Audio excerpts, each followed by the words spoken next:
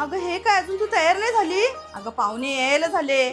अगं हो मम्मी, झालंय माझं. मी तर साडीच नीट करत होती. बरं ठीक आहे, आवर लवकर, तोपर्यंत मी पोहे करून घेते. पुन्हा पोहे?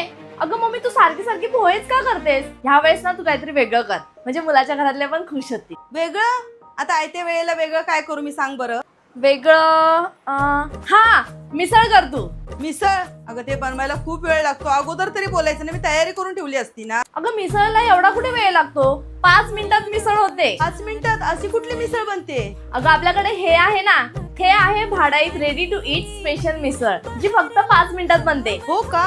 अगं पण तू ही मिसळ आणली तरी कुठून? अगं मम्मी, ही मिसळ मी अमेझॉन वरून ऑर्डर केली. आणि फक्त अमेझॉन वर नाही, तर ही मिसळ पुण्यात डी मार्ट, ग्राहक पेठ, अग्रज आणि भाडाईत मिसळच्या ओन शॉप मध्ये सुद्धा मिळते. ही मिसळ बनवायला अगदी सोपी आहे आणि स्पेशली ह्याच्यामध्ये मटकी सुद्धा आहे. त्यामुळे मटकी आणा, उकडा, ही सगळी झंझट करायची गरज नाही. फक्त पाणी टाका आणि गरम करा आणि तुमची झणझणीत मिसळ रेडी. पाऊस पडतो आणि मस्त झणझणीत तिखट काहीतरी खायचंय, तेव्हा ही मिसळ तुम्ही कधीही कुठेही फक्त 5 मिनिटात बनवू शकता. पाहुण्यांसाठी मिसळ तर झाली, पण काय ग, किती पटकन झाली, कधी झाली कळलंच नाही. आता बघ मम्मी, मुलाच्या घरचे ना मिसळ बघूनच खुश होती.